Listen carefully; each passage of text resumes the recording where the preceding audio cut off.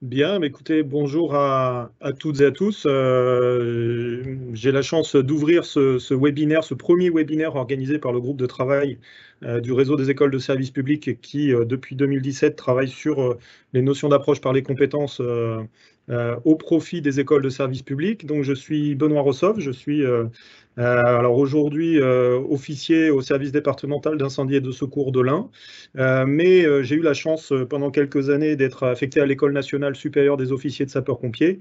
Et à travers ces missions, j'ai animé et co-animé ce fameux groupe de travail pour vous présenter un petit peu cette histoire de l'APC au sein du RESP.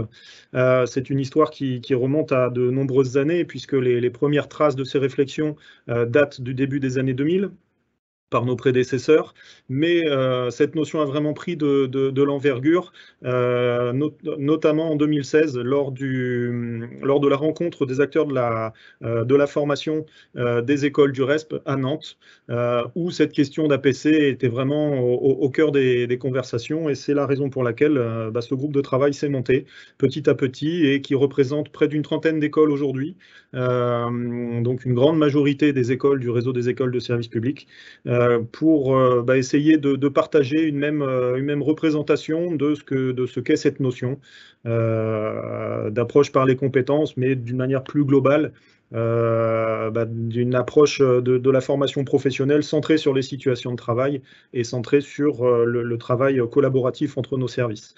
Donc plusieurs productions ont été faites par le groupe, et notamment la réalisation d'un guide de repères dans lequel nous nous sommes mis d'accord sur là où nous souhaitions aller tous ensemble autour de cette notion d'approche par les compétences.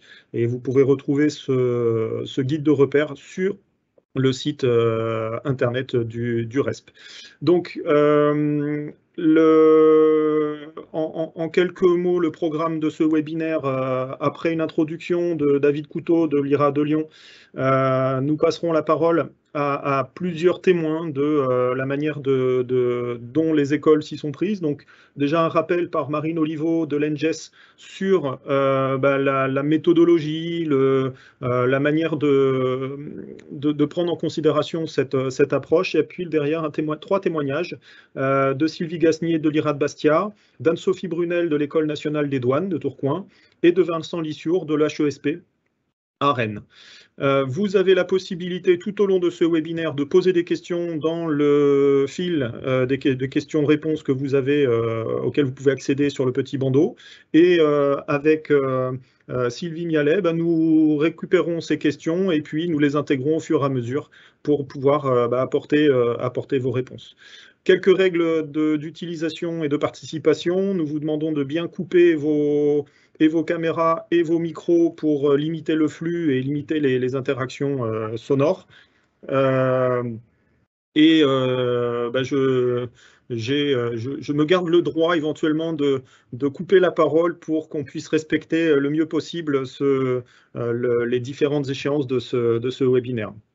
Voilà, écoutez, au nom de ce groupe de travail, je vous souhaite un bon webinaire, et tout de suite, je passe la parole à David pour une introduction sur cette notion d'APC.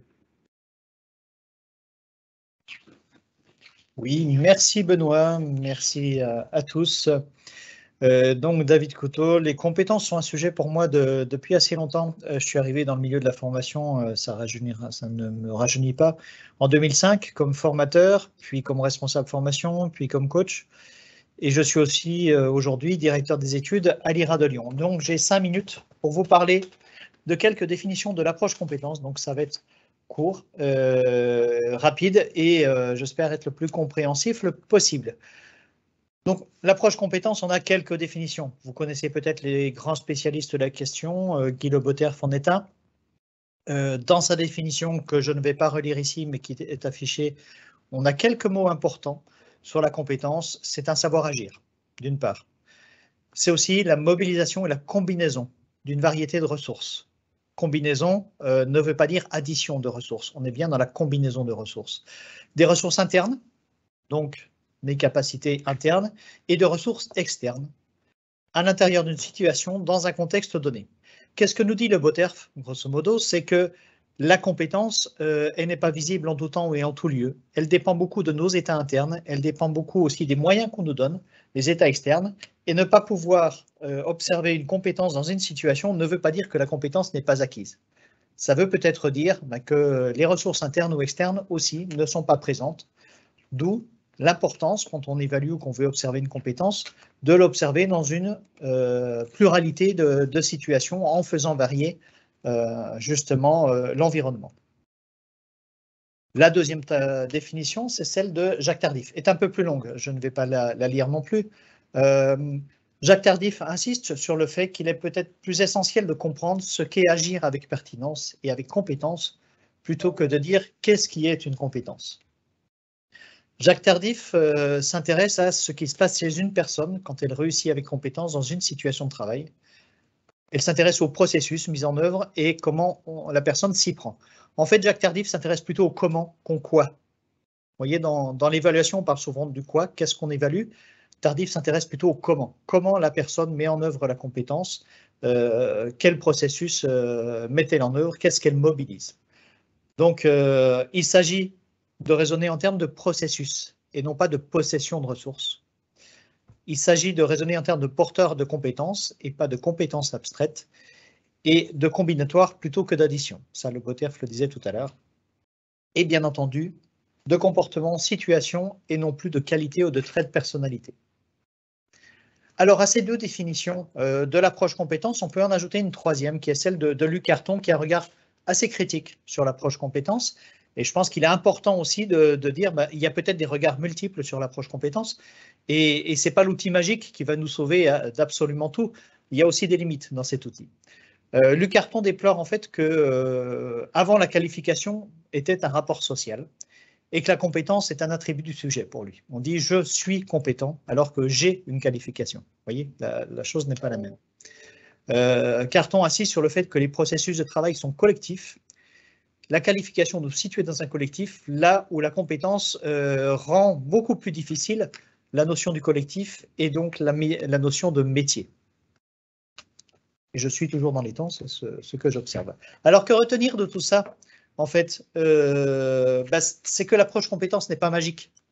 L'approche compétence n'est pas seulement faite de référentiels, en fait, c'est surtout que l'approche compétence, elle induit une autre façon de penser la formation. Ça ne peut pas se décréter, ça ne peut pas se mettre en place du jour au lendemain. Voilà, sur une promotion, je n'étais pas dans la PC, la promotion d'après, je suis dans la PC. C'est un processus lent, complexe, et donc il nécessite une acculturation importante. De même, l'évaluation. On va en parler un peu plus tard. L'évaluation de la formation doit être vue avec l'approche compétence. On l'a vu, Tardif parle du comment et pas du quoi.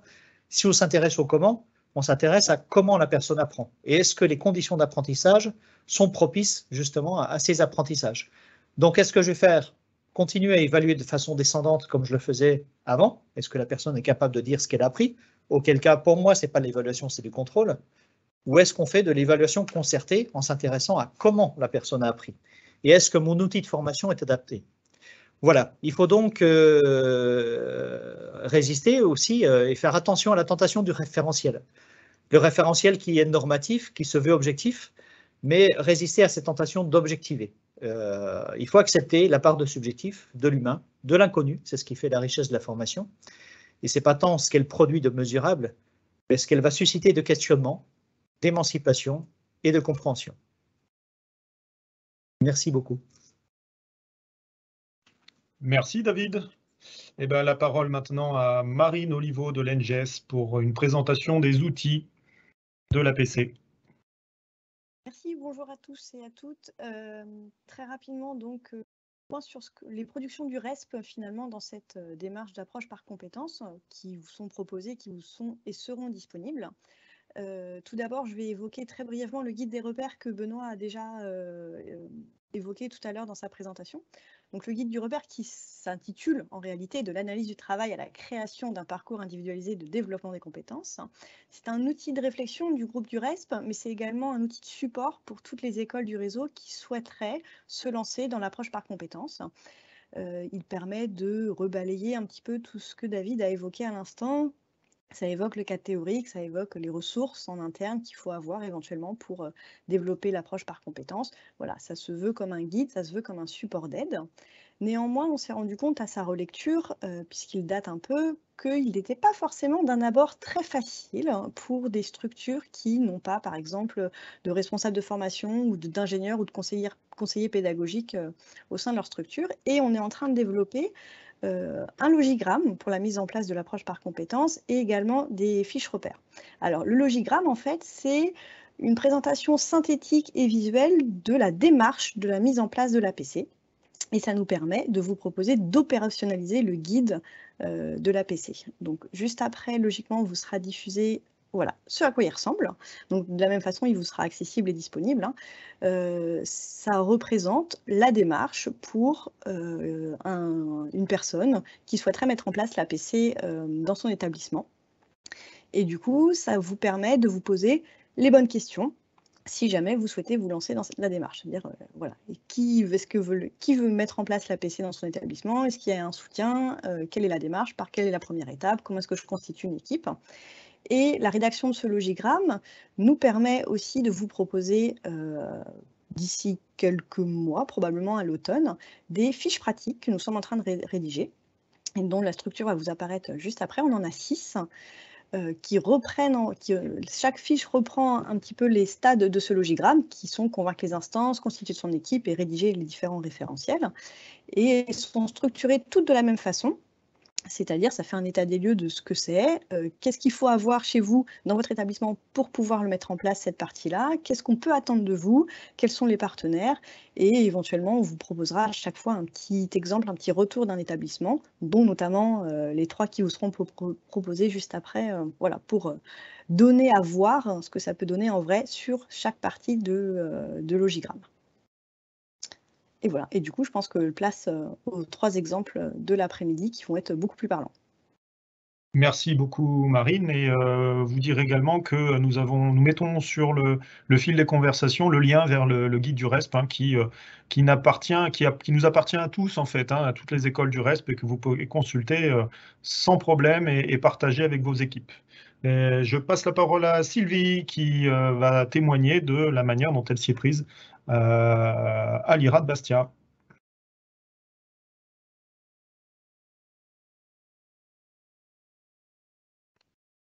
Votre micro, Sylvie. Bonjour, je suis donc Sylvie Gassier, je suis directrice d'études et des stages, tout comme David Couteau, mais moi je suis à l'IRA de Bastia. Donc, c'est pas comment je m'y suis prise, mais comment nous nous y sommes pris. Alors, en fait, dès 2018, il y a eu donc un projet de refonte de la formation initiale de la scolarité des attachés d'administration de l'État au sein donc des IRA.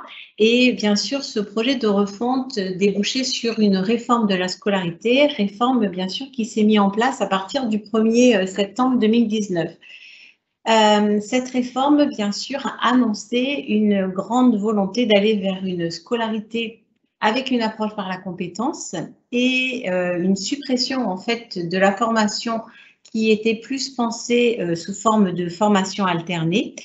Et également, en plus de cette approche par la compétence, il y avait une volonté de construction de parcours individualisés de formation, tenant compte bien sûr des parcours antérieurs de nos élèves. Et du coup, en tenant compte de ces parcours antérieurs, il y avait également une volonté d'individualisation des parcours et d'accompagnement, bien sûr, individualisé de ces élèves dans leur appropriation des différents métiers et dans leur appropriation et le développement, bien sûr, des compétences nécessaires pour prendre ces postes.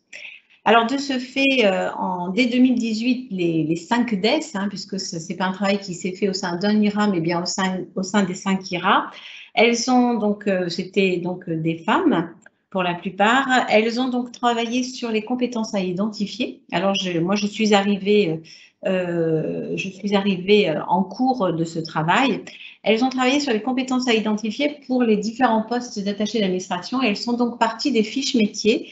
Et elles ont identifié les compétences communes minimales nécessaires pour pouvoir prendre tous ces postes.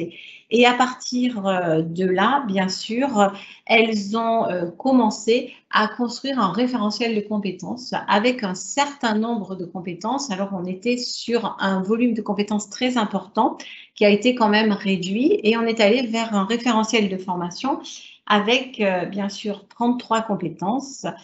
Et sur ces 33 compétences, on nous a demandé de distribuer ces compétences dans des domaines d'enseignement. Donc, avec une problématique où on voulait aller vers l'approche par la compétence, mais où quand même la connaissance était très, très importante. Et donc, le domaine d'enseignement était quand même très présent. Et donc, il fallait 33 compétences, 6 domaines d'enseignement et construire un référentiel de formation à partir de ces 33 compétences où, bien sûr, on nous demandait quand même de préciser des objectifs de formation et de préciser également des objectifs pédagogiques. Donc, en fait, on est allé un petit peu vers une forme hybride qui mixait à la fois une volonté d'approche par la compétence et également une approche par la pédagogie de la pédagogie par objectif. Donc, c'était un petit peu particulier. Alors, nous avons bien sûr, malgré tout, initié les parcours de formation de nos élèves, où on a bien sûr pensé beaucoup plus compétences que connaissances au travers de mises en situation professionnelle, en les faisant travailler sur des mises en situation professionnelle très fictives, assez hors sol, mais où on pensait que ça leur permettait au moins de mobiliser un certain nombre de capacités pour aller bien sûr vers des compétences. Cela dit, nos référentiels tels qu'ils étaient donc construits, alors on avait un référentiel de compétences, un référentiel de formation, un référentiel métier. Donc ces référentiels, en fait, ont été en gros quand même le premier frein à la mise en œuvre de cette volonté d'approche par la compétence, parce que vraiment, on était sur une approche compétence, mais qui était plus une approche connaissance, sur un phasage de la formation très particulier également. Et puis, on était vraiment sur un grand nombre de connaissances à acquérir, de connaissances minimales à acquérir pour pouvoir prendre beaucoup de postes. Donc, du coup, on s'est rendu compte que ce travail était à questionner, d'autant que nous préparons, nous, environ nos élèves pour à peu près 91 métiers différents d'attachés d'administration. Notre formation est une formation interministérielle. Et donc, on s'est rendu compte qu'on abordait plus la connaissance, on était plus du côté de la ressource que du côté de la combinatoire. Et donc, on s'est dit qu'il fallait peut-être qu'on réfléchisse différemment, en tout cas tout en mettant en œuvre, bien sûr, nos travaux dès 2019. Donc là, aujourd'hui, on est en 2021, pardon. 2022, pardon, excusez-moi. Et donc, du coup, on a expérimenté quand même cette mise en œuvre de la réforme qui s'est mise en place dès septembre. On a commencé à questionner, bien sûr, notre référentiel dès 2020, la fin de 2020, puisque vraiment, on arrivait un petit peu à bout de souffle. Et donc, au vu de ce constat et des remontées où on mettait en avant que c'était compliqué pour nos élèves de comprendre toutes ces compétences qu'ils avaient à acquérir, eh bien, il a été décidé, bien sûr, en accord avec notre tutelle et nos directeurs, de revoir ce premier essai, de le retravailler et de faire en sorte qu'on construise vraiment une formation avec une approche par la compétence et qu'on parle plus de compétences que de connaissances. Et donc, nous avons commencé à travailler donc, en février et les 5 DES donc, se sont engagés sur ces travaux. Et le premier point de départ de nos travaux, ça a été de partir de nos élèves en poste et de leur demander, bien sûr, de nous faire le retour de leur situation professionnelle, de nous faire le retour de quelles étaient leurs différentes activités. Qu'est-ce qu'ils faisaient quand ils étaient en poste? Donc, on a rapatrié, bien sûr, tout ça. Et à partir de toutes ces situations, eh bien, on a commencé à réfléchir plus en termes de compétences transverses qu'en termes de compétences métiers. Les compétences métiers, on s'est dit, ce sera du côté du poste, ce sera du côté de la période où les élèves seront en poste. Ils pourront aller sur de la spécificité métier et acquérir ces compétences techniques métiers. Et donc, on a décidé de regarder toutes ces situations professionnelles, de regarder ce qui faisait commun. Et donc, on est allé sur une identification de compétences transverses. Alors, on est allé sur une identification en s'inspirant beaucoup des travaux du RecTech, en s'inspirant également des travaux réalisés dans le cadre du RESP. Et donc, du coup, on a débouché sur un référentiel où on était à 33 compétences vers un référentiel où on est passé à 6 compétences transverses. Et ces compétences, en fait, ces 6 compétences transverses, on les a conçues comme des blocs de compétences. Ces blocs de compétences ou familles de compétences, on les a bien sûr, on a décidé de les qualifier. Et une fois qu'on les a eu qualifiés, bien sûr, on a réfléchi à comment l'élève allait pouvoir se situer dans cette famille de compétences. Et donc, on a construit et réfléchi des paliers d'acquisition de compétences, c'est-à-dire que l'élève puisse se situer par rapport à l'activité qu'il réalise, où est-ce que je me situe dans cette compétence. Donc, on a fait ensuite, une fois qu'on a réussi à tomber d'accord sur à la fois les compétences, la qualification de ces compétences, les paliers d'acquisition de ces compétences, on est allé voir du côté des contenus de notre formation et on a donc essayé de voir à l'intérieur de ces contenus actuels, qu'est-ce qu'on pouvait recycler, reprendre et mettre dans ces blocs de compétences et qu'est-ce qu'il nous fallait choisir d'abandonner et qu'est-ce qu'il nous fallait choisir, bien sûr, de réactualiser et qu'est-ce qu'il nous fallait choisir, bien sûr, de rajouter parce que nous avions certainement constaté des manques. Alors, tout ce travail donc s'est fait sur une petite année. Hein. Où est-ce que nous en sommes aujourd'hui? Eh bien, récemment, on a présenté notre travail à notre tutelle et à nos directeurs qui, bien sûr, nous ont bien écoutés. Et ils nous ont également plus qu'écoutés puisqu'ils ont validé notre travail et notre projet pour qu'on puisse le mettre en œuvre dès septembre 2022. Nous avions également dans la formule antérieure et qui est encore actuelle aujourd'hui, hein, nous avions la construction d'un outil qui permettait à l'élève de pouvoir visualiser ses compétences. C'était un passeport de compétences que l'on avait bien sûr adapté à notre référentiel avec nos 33 compétences. Donc aujourd'hui, on est en train de reconstruire notre passeport de compétences, de l'adapter, de faire en sorte que bien sûr, il ne soit plus autour de 33 compétences, mais bien autour de nos 6 compétences et qu'à l'intérieur de ce passeport, il y ait plus de traces d'apprentissage et qu'il soit plus révélateur de la compétence que d'une évaluation ou un suivi d'une formation du côté de la connaissance. Et nous sommes en train, bien sûr, avec nos équipes et avec nos intervenants, de repenser nos contenus, mais également nos modalités pédagogiques, pour qu'on soit plus sur des situations professionnelles inductives à la construction, bien sûr, de la compétence. Je vais donc terminer et essayer de ne pas dépasser mes 10 minutes en parlant donc des principaux leviers et freins que l'on a rencontrés. Alors, les leviers, c'est qu'on a quand même un portage institutionnel au démarrage et que cette réforme, du coup, elle appuyait sur l'approche par la compétence et elle visait également à tenir compte de tous les acquis antérieurs de nos élèves. C'est-à-dire que nos élèves n'étaient plus considérés comme des pages blanches, mais bien comme des élèves avec du contenu, des savoirs universitaires, mais aussi des savoirs expérientiels et qu'il fallait qu'on travaille avec tout ça. On avait donc une vraie volonté institutionnelle, mais on était quand même dans un léger décalage entre une légère incompréhension entre cette notion de compétence et la connaissance. Et donc, il nous a fallu prendre un temps d'appropriation.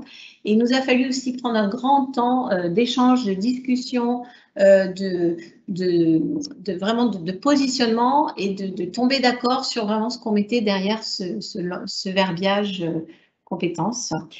On avait également, en termes de levier, une équipe projet qui étaient donc impliqués et motivés. C'est-à-dire que les 5 DES ont travaillé ensemble. On a fait un vrai travail de terrain, on a sollicité nos élèves, on a fait une vraie construction collective, on a essayé d'illustrer, bien sûr, de partager. On a beaucoup fait de compromis. On a acquis, bien sûr, au fil du temps, une culture partagée sur cette approche par la compétence. Et on avait également un temps d'appropriation qui nous a été adapté. Nos freins, c'est la compréhension non partagée de la compétence. Et donc, cette compréhension non partagée nous a beaucoup freiné et a fait que nous avons mis du temps à obtenir une validation de notre tutelle. On a également un autre frein qu'il va nous falloir aborder, c'est qu'est-ce qu'on met derrière l'évaluation d'une compétence et surtout la situer au bon endroit, cette évaluation de la compétence.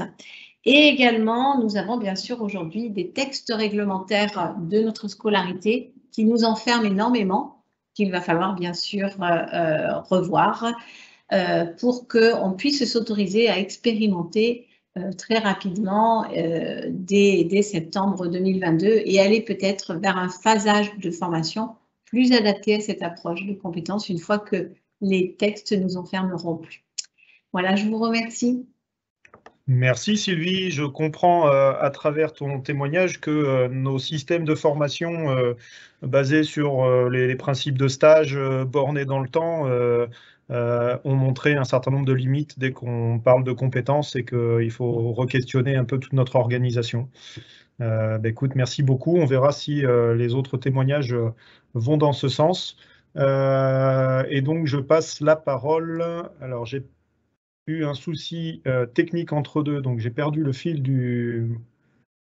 Anne-Sophie. Oui, c'est à moi de prendre la suite. C'est Anne-Sophie des Douanes, merci beaucoup. Donc, bonjour à tout le monde.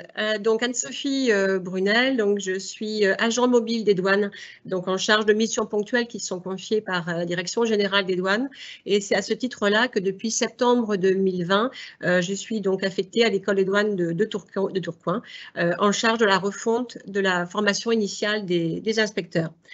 Ce projet de refonte de la formation initiale, parce que je viendrai après sur l'approche par les compétences, mais le projet initial, c'est d'abord une refonte de la formation dans le cadre du schéma directeur de la DGAFP, notamment l'action numéro 9, visant à une formation initiale plus courte, un adossement avec la formation continue, une individualisation des parcours de formation, une demande aussi d'identification plus précoce des postes, des fonctions qu'exercera l'agent en sortie, avant la sortie de l'école, de manière à ce qu'on puisse mieux articuler enseignement théorique et enseignement pratique. Donc, on est vraiment dans un objectif par rapport à ce schéma directeur visant à raccourcir le temps passé à l'école au profit finalement d'un enseignement, d'un parcours d'apprentissage où on sera et en enseignement théorique, en enseignement formation initiale, et évidemment en situation métier dans son service de préaffectation. Donc, partant de là, quelle méthodologie a été mise en œuvre par la Direction générale des douanes et tout particulièrement par l'école des douanes de Tourcoing? Déjà, il faut que vous ayez en tête de point de départ, avant la réforme. La formation initiale des inspecteurs des douanes donc à Tourcoing était une formation à l'aveugle. Autrement dit, non pas, ça ne veut pas dire que ce n'était pas une formation professionnelle, mais c'est une formation où on donnait beaucoup de contenu, beaucoup de savoir, beaucoup de savoir-faire, mais sans connaître les métiers donc proposés en sortie de formation. Ces métiers étant proposés au terme de la formation, une formation donc en tout 12 mois, mais pour le coup en formation initiale 10 mois. Et la particularité aussi que nous avons par rapport à ces métiers qui étaient proposés en sortie, donc on va dire qu'on a des métiers purement douaniers en lien avec notre cœur professionnel, mais on a aussi beaucoup de métiers fonction support. Donc là, c'est aussi une particularité. Et donc, on avait dans ce système de formation à l'aveugle à peu près, en moyenne, 15%, 20% de nos inspecteurs qui se retrouvaient en fin de formation initiale sur des fonctions support, donc n'ayant pas du tout vu en formation initiale eh bien, tout ce qui allait devenir leur cœur d'activité. Donc ça, c'est le constat. Partant de là, le directeur de l'école de Tourcoing, à l'époque, Christophe Lenné, demande à l'inspection des services, à la direction générale, de réaliser un audit conseil, de manière à finalement identifier nos forces et faiblesses avant d'engager les travaux. Donc cet audit a été réalisé de mémoire avant que j'arrive en 2018-2019. Et donc, la suite des étapes, c'est l'école des douanes qui demande donc à la direction générale un renfort Paris spécial, donc un agent mobile dédié donc à la refonte de la formation initiale. Donc c'est à ce titre-là que je suis arrivée à l'école de Tourcoing, donc rattachée au pôle formation initiale. Et la chance que j'ai eue, je vous donne un peu les séquences parce que c'est un peu indispensable, la chance que j'ai eue en arrivant, donc je suis arrivée en septembre 2020, j'étais dans le pôle d'Aline Bussard qui nous a quittés depuis, et 20 jours après mon arrivée, je suivais avec l'ensemble donc des participants qui sont ici, une formation à l'ENA, une formation à l'APC. Je découvrais toute la méthode. Je ne suis pas du tout ingénieure pédagogique, je ne suis pas formatrice, donc je découvrais cette approche par les compétences, donc avec un regard vraiment très neuf. Le directeur de l'époque également me dit, bon, on a un objectif de déploiement de la formation initiale pour octobre 2021. Donc un délai très court, je suis arrivée en septembre, et on me demande effectivement de me coordonner avec évidemment la direction générale des douanes qui est pilote du projet de refonte de la formation initiale. Le directeur également me demande, et ça c'était super précieux pour moi, d'aller faire un rétex auprès donc de l'ENFIP qui a mené sa propre refonte de la formation initiale en intégrant l'approche par les compétences. Ensuite, on a constitué l'équipe projet. Je suis dans cette équipe projet qui est très resserrée, la seule dédiée à ces travaux. Les autres membres de l'équipe projet ont un autre portefeuille. Ils sont ou formateurs, ou CPP, ou responsables du pôle formation initiale ou de l'organisation de la scolarité, donc ou en charge donc de dossiers sur la formation professionnelle à la direction générale. Donc, une équipe très resserrée, mais on identifie tout de suite tous les contributeurs dont on aura besoin. Et notamment dans cette perspective de l'adossement avec la formation continue. Donc, on les intègre très tôt dans nos travaux. On utilise un outil collaboratif qui est Osmose, qui va être le moyen finalement de partager tous nos travaux. Et donc, dès octobre 2020, donc je rappelle, je suis arrivée en septembre, les consignes de l'équipe pilote de la direction générale, c'est vraiment de mener cette réforme de la formation initiale. On ne nous dit pas que le logiciel sera l'approche par les compétences, pas du tout. On nous dit, dans les consignes de la direction générale, d'organiser un tronc commun de formation que devront suivre tous les inspecteurs stagiaires, en gros pendant 4 mois, qu'au terme des 4 mois, les inspecteurs stagiaires auront connaissance donc de leur poste et qu'alors, ils pourront suivre une formation différenciée. La direction générale nous donne quelques pistes par rapport aux filières de formation différenciée. Et on nous donne pour objectif également d'avoir un stage pratique beaucoup plus long. Donc, vous voyez, un tronc commun de 4 mois, ensuite une formation différenciée et un stage pratique plus long. Voilà, ça, c'est vraiment ce qu'on nous a donné comme challenge. Et c'est là, effectivement, qu'avec Aline Bussard et toute l'équipe, on déploie nos travaux et on va enclencher le logiciel de l'approche par les compétences.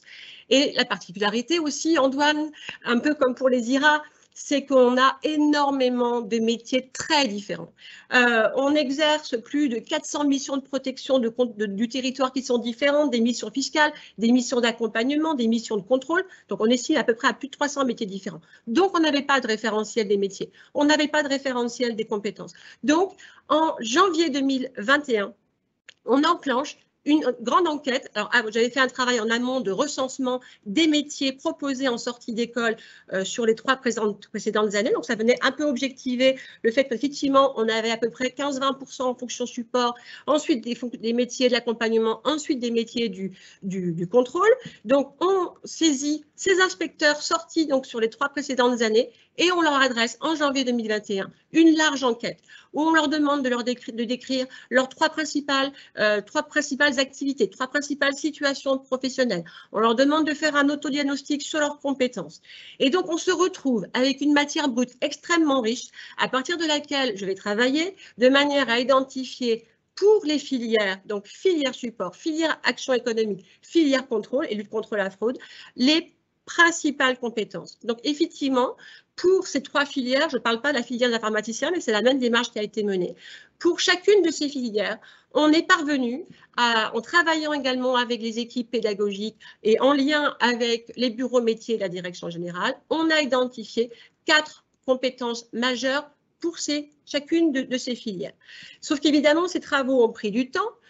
dans un objectif de déploiement en octobre 2021, évidemment, arrivé à la veille de la rentrée, on était, pour ainsi dire, au milieu du gué. Quand vous suivrez finalement cette méthodologie du développement de la refonte d'une formation en suivant l'approche par les compétences, on doit travailler sur les métiers, on doit travailler sur les compétences et on doit travailler sur finalement quels sont les jalons dans les apprentissages et qu'est-ce qu'on veut vraiment évaluer. Évidemment, à la veille de la rentrée, on n'était pas prêt de ce point de vue-là, mais néanmoins, on a enclenché donc l'expérimentation, parce que là, actuellement, depuis la rentrée octobre 2021, on est dans un cadre expérimental où on a enclenché un tronc commun de formation de 4 mois pour lequel on a déjà un retour d'expérience où on sait qu'on va devoir le revoir, on va devoir le gonfler pour qu'on ait un socle douanier qui soit beaucoup plus fort, plus puissant. La formation différenciée, parce que les postes ont été communiqués en février, donc la formation différenciée s'est enclenchée également en mars dernier. Et donc là aussi, on a un retour d'expérience, mais surtout, et vraiment, on est dans une approche par les compétences, mais où on a vraiment voulu travailler sur l'adossement avec la formation continue, de manière à ce que, certes, l'école propose donc la formation sur les 4 compétences par filière, en tout cas dans ce que la formation initiale peut proposer, mais évidemment, puisqu'on ne forme pas au premier métier pour chacun de ces métiers, on forme à des compétences communes aux métiers qui sont regroupés dans une filière. Donc, vous verrez, on a des problèmes sur des métiers qui sont mixtes, on a des métiers orphelins. Donc, on a effectivement travaillé sur cette complémentarité avec l'offre de formation continue de manière à ce qu'elle puisse être proposée dans ce parcours de compétences complémentaires, elle puisse être proposée beaucoup plus tôt aux stagiaires. Et là, c'est un effet donc, manifestement déjà très positif, notamment évidemment pour les stagiaires qui sont en filière support, puisqu'ils ont rejoint leur service beaucoup plus tôt, ils ont une formation en lien avec les attentes et les compétences de leur filière, et c'est la formation continue qui va évidemment prendre le relais. Et donc, ce qu'on a également expérimenté et qu'on expérimente là actuellement, mais c'est en lien avec ce parcours de compétences, c'est effectivement la place du stage pratique probatoire qui va être vraiment le complément de ce parcours de formation, et je vais y revenir parce que justement, c'est en lien avec les services, avec les recruteurs que se fait finalement cette approche par les compétences en les intégrant dans le parcours final d'acquisition de la compétence. Donc, pour finir, parce que je dirais que je vais essayer d'être dans le délai des 10 minutes qui nous est alloué. Alors, sur les leviers et les freins, les leviers, alors pour moi, c'est une évidence, ce sont les stagiaires. Ils sont demandeurs d'une approche par compétence. Ils ont besoin de visibilité. Ils se retrouvent effectivement dans une filière avec un métier. Ils ont besoin de comprendre effectivement quelles sont les compétences pour lesquelles on les forme. Effectivement, on met en face de ces compétences des ressources, mais il faut que tout ça soit en lien avec une compétence fixée en fin de formation. Et donc, c'est évidemment un logiciel qui leur correspond. Ils demandent du pratique, ils demandent des mises en situation professionnelle. Et donc, c'est évidemment à ce titre-là qu'ils nous accompagnent dans le changement de notre formation. Ils sont demandeurs, évidemment, d'un renouveau des méthodes pédagogiques. Autre levier, et pour moi, il est indispensable. Jusqu'à présent, l'école et les services recruteurs finalement n'échangeaient que très peu. La formation initiale proposait son offre de formation et donc les stagiaires étaient en sortie de formation, on rejoignait les services recruteurs et finalement, on ne se parlait pas. L'école ne parlait pas aux services, les services ne parlaient pas à l'école.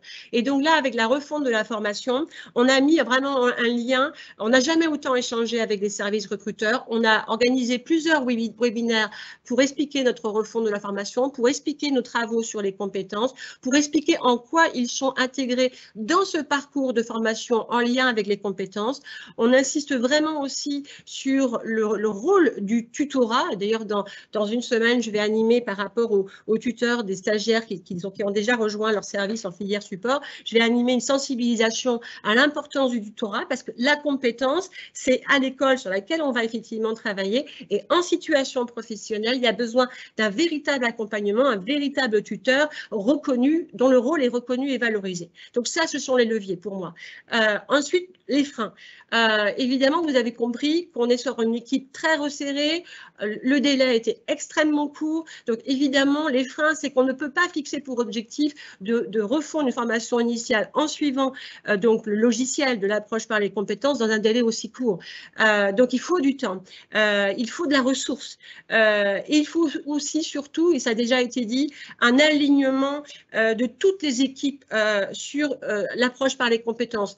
Lorsqu'on a enclenché avec Aline Buissard la refonte de la formation initiale en choisissant cette méthode logicielle de l'approche par les compétences, les équipes de la direction générale n'y avaient pas été formées. Donc, ils nous ont suivis, ils ont compris. Mais effectivement, il faut que ce soit un logiciel et que tout le monde y trouve les avantages. Et donc, sur l'ensemble des équipes, les équipes administratives, mais évidemment, les équipes pédagogiques.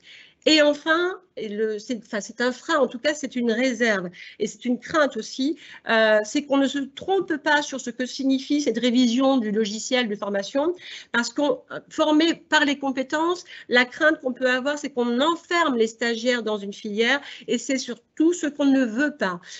Il faut qu'on ait une formation de base et notamment ce tronc commun qui soit une formation solide, qui ouvre de la perspective sur des passerelles, sur un parcours de formation donc qui sera au-delà de la filière support, de la filière action économique ou la filière contrôle, les filières qu'ils auront choisies. Il faut un socle d'intégration dans une administration qui n'enferme pas. Donc attention à l'approche par les compétences. C'est effectivement, c'est ce qui donne du sens à la formation pour les stagiaires et pour les équipes pédagogiques, mais il ne faut pas que ça enferme.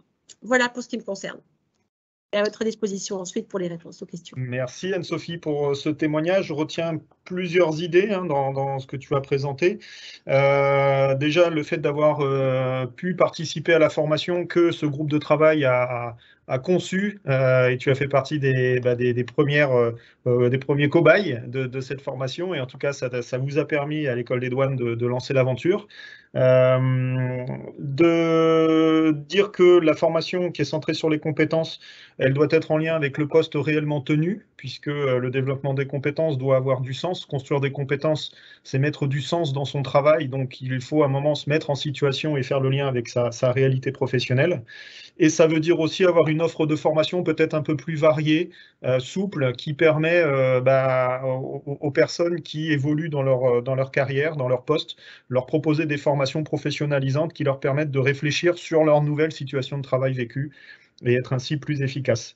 Dernier point très important, rappelé également par Sylvie et Marine, c'est une formation qui est centrée sur les compétences, elle se fait forcément à partir des situations de travail des gens qui viennent se former. Donc voilà des points très intéressants. Merci beaucoup. Et je passe tout de suite la parole à Vincent de l'EHESP pour nous faire profiter de l'expérience de cette école. Merci Vincent. Merci Benoît. Alors, déjà j'ai demandé à Sylvie si elle peut me donner la main sur le, excusez-moi, sur le diaporama.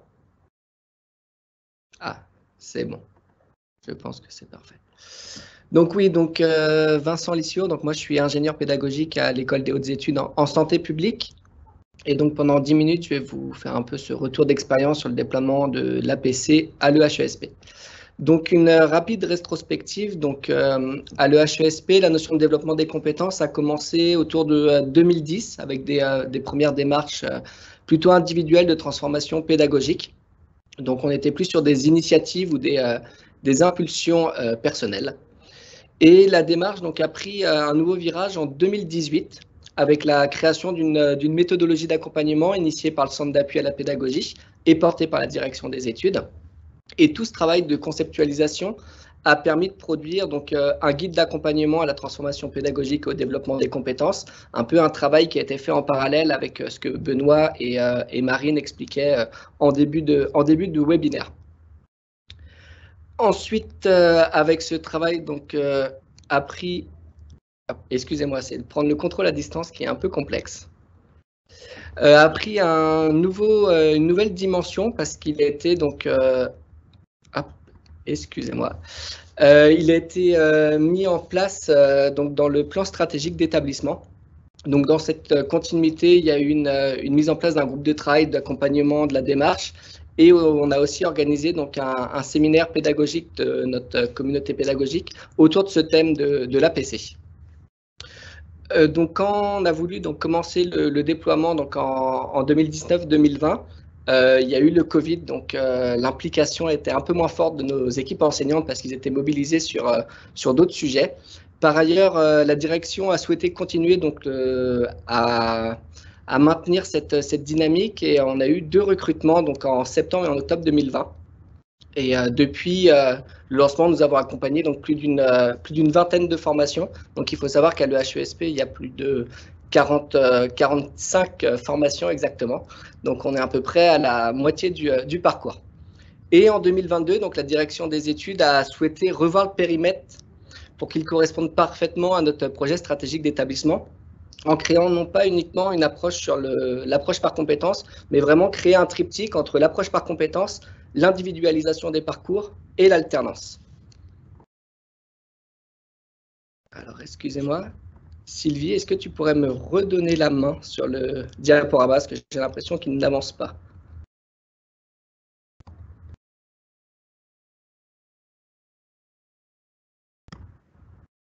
Je suis désolé, problème technique.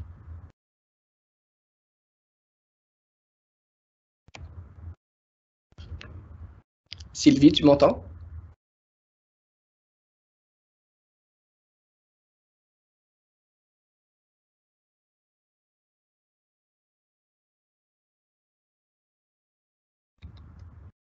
Alors, voilà, je pense. Donc, la démarche donc, de réingénierie des formations à l'EHESP. Donc, comme je vous l'expliquais, il a été fait le choix de partir sur un triptyque cohérent. Donc, entre l'approche par compétences, donc qui permet d'avoir une lecture de la formation la plus efficiente possible. Donc, nous avons un regard précis donc, sur l'ensemble des enseignements et surtout sur quels apprentissages ils nourrissent.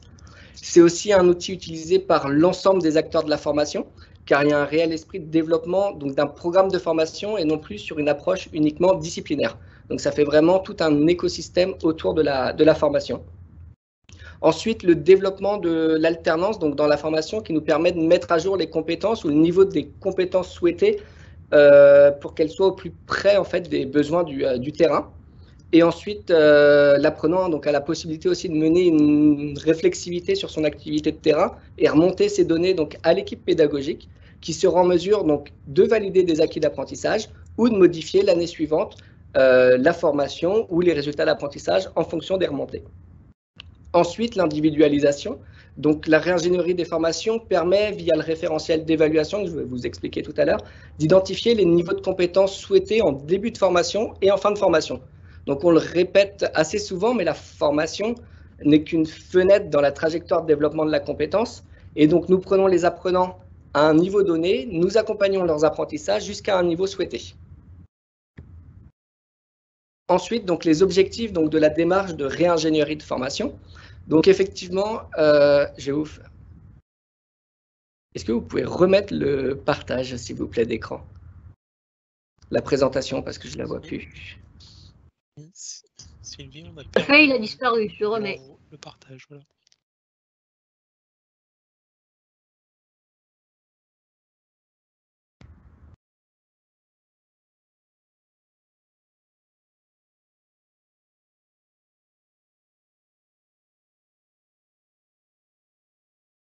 Voilà.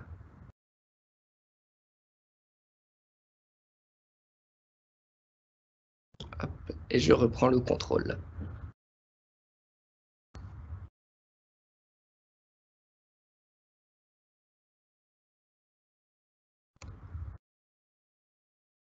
Donc, pour faire une rapide synthèse, donc les objectifs donc, de cette démarche de réingénierie, donc tout d'abord, donc on a parlé de l'identification donc des compétences professionnelles des formés de demain, la notion donc d'individualisation des parcours et d'alternance, prendre en compte donc les évolutions liées à la réforme de la formation professionnelle, donc renforcée par le dispositif de formation tout au long de la vie, donc la loi du 5 septembre 2018 sur la liberté de choisir son avenir professionnel. Et ensuite, donc, la généralisation d'une pédagogie active et des pratiques innovantes dans une logique où l'apprenant est acteur de sa formation.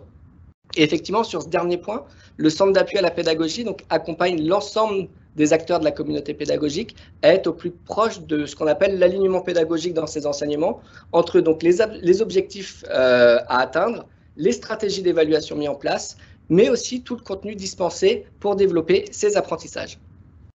Maintenant, je vais vous faire donc un rapide focus sur les étapes de la démarche APC.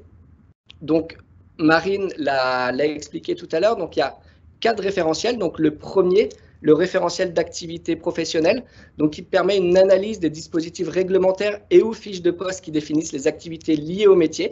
Donc, nous questionnons donc souvent les professionnels, les alumni. Ce n'est pas uniquement le responsable de formation qui fait toute sa liste à la Prévert des activités professionnelles, mais il y a vraiment un questionnement des alumni et des professionnels.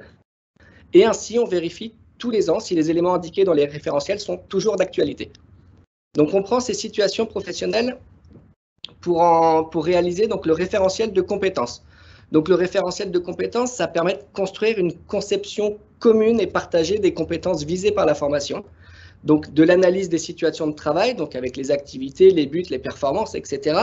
Mais aussi, on l'expliquait tout au début, la description donc, de l'activité professionnelle, les ressources internes et externes à mobiliser, mais aussi les aptitudes et les habiletés. Ensuite, donc à partir de ces compétences attendues, on va pouvoir rédiger donc, le référentiel d'évaluation que nous, on a traduit en 2 dispositifs distincts. Donc, le dispositif de positionnement, et ça fait écho à l'individualisation des parcours. Donc, c'est nécessaire pour identifier si les apprenants ont les prérequis pour entrer en formation, mais également pour mesurer son niveau de développement de la compétence visée par la formation.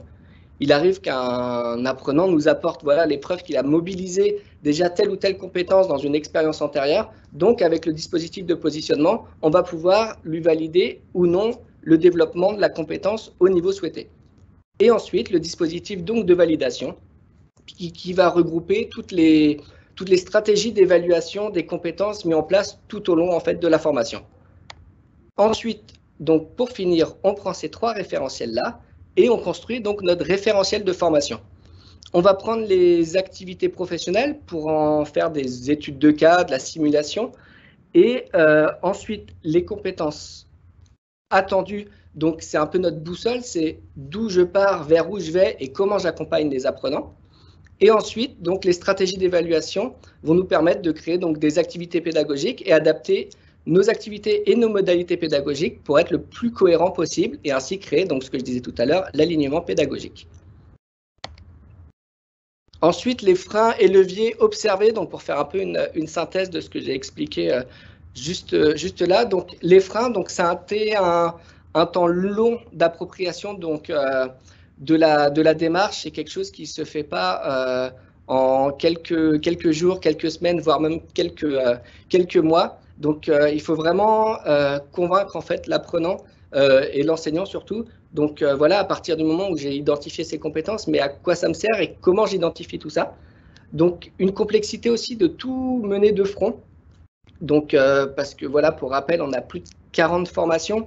Donc, c'était très dur. Donc, une fois que la personne rentre dans la démarche, de continuer à l'accompagner, surtout avoir le temps pour l'accompagner comme on le souhaiterait. Donc, voilà, donc c'est un temps assez long et assez complexe à tout mener de front.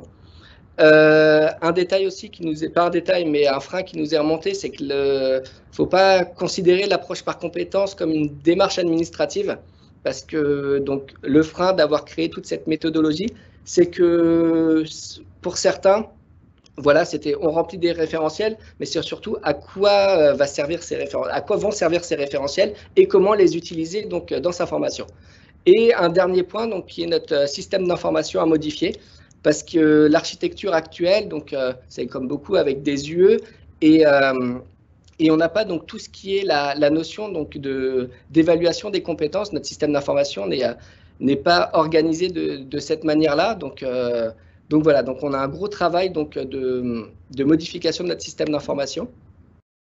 Et comme levier, ce que je disais tout au début, on a eu un portage institutionnel fort parce que ça a été inscrit donc à notre plan stratégique d'établissement, donc à un vrai portage institutionnel. On a une équipe projet dédiée. Donc, on a vraiment tout un groupe de travail qui porte. Donc, avec les 2 personnes recrutées, on est 5-6 dans cette équipe projet, donc pour pouvoir être au plus proche des équipes pédagogiques. Ensuite, on a donc ici à l'EHESP des équipes pédagogiques impliquées et motivées. Et ensuite, donc on se base donc sur cette méthodologie structurée. Et voilà pour moi. je suis désolé, mais le passage des slides était un peu perturbant. Merci beaucoup Vincent pour ce témoignage. Trois choses que je retiens de ce que tu évoques, c'est que de se lancer dans une démarche de reconception, de réingénierie, j'aime bien ce terme-là, de réingénierie, ça nécessite peut-être de commencer par un parcours pour accompagner le changement culturel avant de vouloir le déployer sur l'ensemble des parcours dont l'école a la responsabilité. Ça me paraît un peu essentiel pour éviter, pour regarder un peu comment tout ça fonctionne.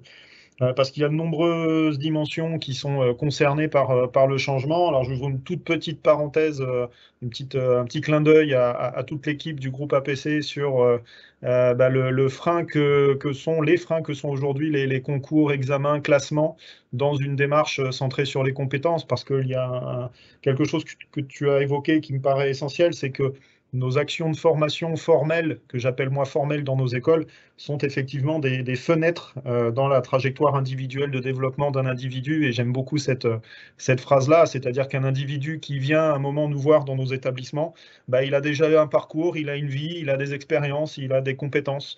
Et que ce qu'il va vivre chez nous, ça correspond à sa propre trajectoire de développement qui nécessite de tenir compte de ce qui se passe avant et de ce qui se passera après. Donc j'aime beaucoup. Et puis, cette notion d'alignement pédagogique qui veut dire que nos activités d'apprentissage, en tout cas les activités d'apprentissage que l'on propose à nos collaborateurs, elles doivent avoir du sens pour eux, elles doivent faire écho les unes par rapport aux autres. Et c'est bien là le rôle de l'ingénierie pédagogique, c'est de créer du sens autour d'un individu qui apprend. Donc merci beaucoup pour ce témoignage, pour ces 3 témoignages. Nous avons eu un certain nombre de questions tout au long de ces présentations. Pardonnez-nous pour le retard que nous avons pris, mais nous avons quelques petits soucis techniques. Donc je passe la parole maintenant à Sylvie Mialet pour peut-être quelques questions, quelques partages de questions qui ont été posées sur le fil de l'eau, auxquels on pourrait apporter quelques éclairages. Merci Sylvie. Alors, la première question, c'était la question des référentiels, puisqu'apparemment on parlait de référentiels tout en parlant du fait qu'on s'exonérait des référentiels. Je pense que le schéma que Vincent a présenté était très parlant, notamment les différents types de référentiels pour aboutir au référentiel de formation, mais peut-être ce serait peut-être nécessaire de repréciser les choses. Je ne sais pas si Vincent ou Benoît, vous voulez le faire. Vas-y Vincent. Donc oui, donc sur les... Hop, alors, attendez. Alors, j'ai pas vu la question. Donc oui, donc sur les référentiels, alors tu peux peut-être repartager le diaporama, comme ça on aura une vision. Oui, attends, j'arrive. Ok. En fait, il y a un temps de délai quand on partage et du coup, ça te perturbe. Parce qu'il y a toujours un moment où voilà, entre ce qui s'affiche et ce que tu... Voilà, est-ce que vous le voyez là? Ouais. Et donc, oui, moi, merci Sylvie. Je ne vois pas la question. Donc, elle était... La question, tu ne la vois pas, je te remets la diapo où il y avait le schéma. Voilà.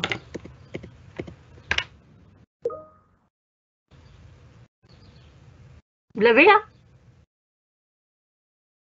Allô, ouais. Ouais. Oui, nous l'avons... C'est vrai qu'il y a un...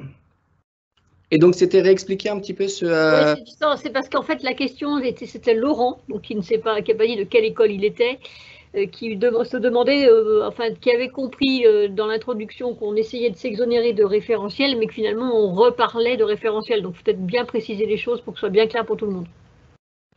Non, alors, c'est pas qu'on s'exonère. En fait, au final, on est... Nous, en tout cas, ici à l'EHESP, on a fait le souhait donc, de continuer avec ces cadres référentiels, donc bien les 3 premiers d'activité, de compétences et d'évaluation, pour en créer donc, le référentiel de formation et avoir une logique la plus claire possible. Ensuite, ce qu'il faut savoir, c'est alors, je ne sais pas s'il faudrait utiliser ce terme-là de la méthode des petits pas, mais ne pas chercher à avoir la perfection, en fait, dès le premier jet. Donc, effectivement, à un moment, l'important, c'est que ça fasse consensus au sein de l'équipe pédagogique. Et quand nous, on accompagne les équipes, et si je prends l'exemple du référentiel de compétences, que ça soit l'écriture ou toutes les situations, on ne va pas pouvoir être exhaustif, ou on pourrait toujours revoir en fait la formulation de ces compétences, mais c'est qu'à un moment donné, il faut se dire, bah, ça fait consensus pour cette année, et avec ce qui est la logique donc d'alternance ou de réactualisation tous les ans avec nos conseils d'orientation et de formation, c'est de se dire, bah, avec les alumni et les professionnels, ce qu'on avait mis l'année dernière sur et les compétences et les acquis d'apprentissage, ou nous ce qu'on appelle ici les résultats d'apprentissage, est-ce qu'ils sont toujours cohérents, est-ce qu'ils sont toujours d'actualité, et on reformule comme ça soit l'intitulé des compétences, qui est un peu plus rare, ou en tout cas le degré de développement de la compétence en fonction des retours qu'on a des apprenants et des professionnels. Ok. Mais on a toujours besoin en fait d'avoir un cadre, et encore une fois, d'éviter de mettre le curseur, d'éviter que ça soit vu comme quelque chose de trop lourd, donc comme une démarche purement administrative, et que les personnes soient essoufflées à la fin de la conception de ces référentiels-là, et qu'au final, dans notre référentiel de formation ou sur le terrain, rien ne bouge parce qu'on a fait tout sur la feuille, mais rien en pratique. Oui, si je peux compléter tes propos, Vincent, dans le schéma que tu as proposé, il me semble essentiel de bien commencer par la description des activités réellement réalisées par les professionnels, parce que ça permet de commencer à concevoir un parcours de formation dans lesquels on va pouvoir placer les futurs professionnels dans ces situations de travail-là. Et les compétences qui sont mobilisées sur ces situations de travail, elles vont s'affiner au fur et à mesure. Je reviens sur les propos de Sylvie, les travaux de l'IRA, des IRA, où ils sont partis d'un nombre incalculable de compétences qui se sont recentrées au fur et à mesure de l'expérimentation sur une liste beaucoup plus proche de la réalité de travail des équipes. Voilà, donc il ne faut pas avoir peur même d'en écrire beaucoup au début, parce qu'au fur et à mesure, les choses vont s'affiner et les référentiels vont s'affiner. Par contre, il me semble essentiel de formaliser ce qu'est le métier, ce que sont les activités, ce que sont les compétences qui sont mobilisées, parce que c'est aussi l'occasion de décrire son métier et de le valoriser. Alors après, il y avait une question aussi, on a bien entendu, je pense qu'Anne-Sophie a insisté là-dessus, Sylvie, Vincent, sur le côté équipe, hein, l'importance de la cohésion d'équipe et d'embarquer l'équipe sur la mise en place. Ce n'est pas le travail d'une seule personne, et je crois que ça a été assez souligné. Et donc, il y avait une question sur l'aspect formateur. Comment est-ce qu'on peut faire monter à bord les formateurs, les responsables pédagogiques ou les responsables de formation dans les écoles? Alors, je peux peut-être répondre au nom du groupe auquel je n'appartiens plus, mais si par la pensée et pour tout le travail que nous avons accompli. Et c'est vraiment tout l'objet de la formation que nous avons bâtie avec le groupe, que nous avons expérimenté ces 2 dernières années. Cette formation, elle a vocation à l'échelle du RESP, donc portée par le RESP, le groupe de travail RESP, c'est de former les cadres chargés de la conception des parcours de formation et de la formation des formateurs. Et par effet domino, comme c'est une formation action où on travaille sur la mise en situation des professionnels, en l'occurrence des concepteurs, ces concepteurs peuvent, pendant cette formation, commencer à mettre en place des dispositifs de formation de leurs propres formateurs, de leurs propres équipes. Et nous parlions tout à l'heure, il y a eu plusieurs questions sur comment on fait pour accompagner les tuteurs et les professionnels de terrain qui participent, quoi qu'il arrive, puisque vous avez bien compris que la formation centrée sur les compétences, à un moment, il faut se mettre en lien avec la réalité du terrain. Et donc, nous avons besoin de relais sur le terrain, d'acteurs de la formation, que nous avons appelés tuteurs, parrains, accompagnateurs de proximité, peu importe le terme qu'on met derrière, mais il y a une professionnalisation nécessaire de ces acteurs de terrain sur leur capacité à la fois à accompagner leurs collègues, mais aussi à formaliser les compétences construites à travers des mises en situation, à travers une relation privilégiée avec les établissements de formation.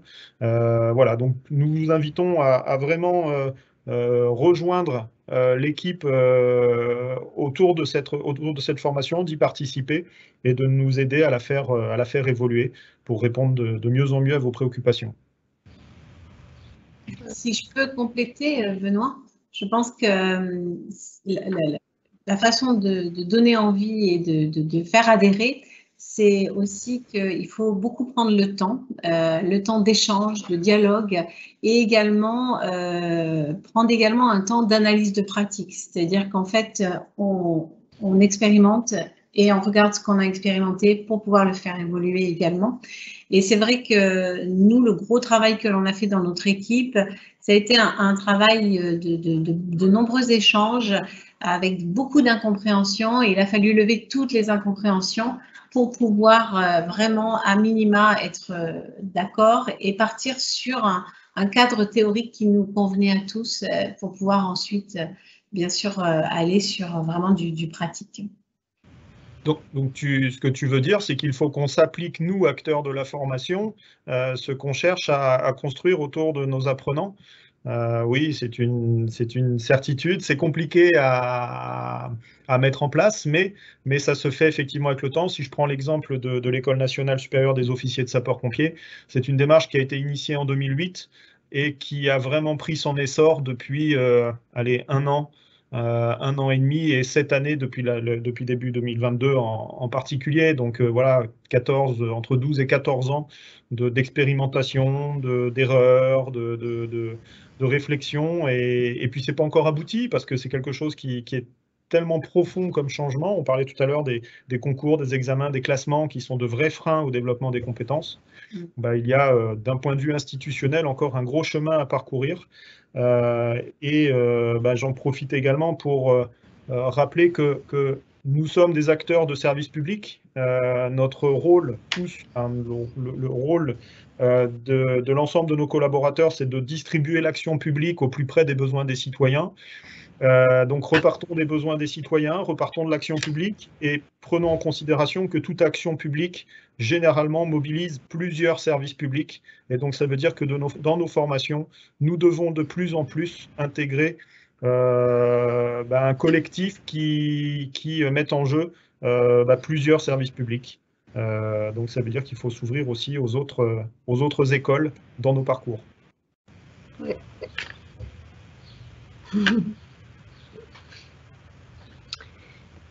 Tout à fait. Et il y a dans le fil de discussion, dans les questions-réponses, et je trouve que c'est bien l'esprit du RESP, des propositions de l'ENAP, donc d'Agen, qui nous propose une étude sur l'approche par compétences dans la formation des élèves surveillants d'avril 2021, avec une nouvelle approche ingénierique de la formation des élèves surveillants. Donc ça, c'est bien l'esprit du RESP. On partage des choses, on échange et on essaye de voir ce que les uns et les autres ont fait bien ou pas bien, de façon à en tirer des enseignements et partager des expériences. C'est quand même ça l'intérêt de tout ça. Alors après, moi j'ai épuisé mes questions. Est-ce qu'il y a des gens qui souhaitaient réagir et qui n'ont pas encore osé poser une question dans les questions-réponses?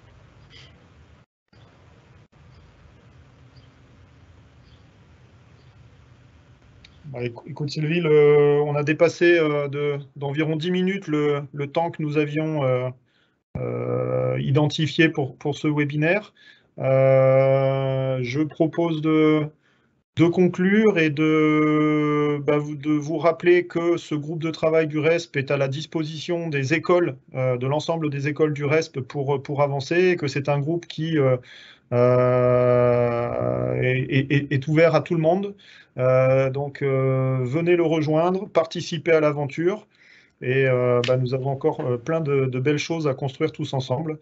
En tout cas, merci beaucoup à l'ensemble des organisateurs, des concepteurs de ce webinaire pour cet événement, pour ces témoignages. Et puis, écoutez, à très bientôt, j'espère, pour d'autres aventures, d'autres témoignages au profit, encore une fois, de la qualité du service public. et de sa capacité à s'adapter au gré de l'évolution de notre environnement qui est bien complexe en ce moment et qui nécessite d'avoir des acteurs publics particulièrement agiles et adaptables pour accompagner notre société. Voilà. Merci à tous. Et puis à très bientôt.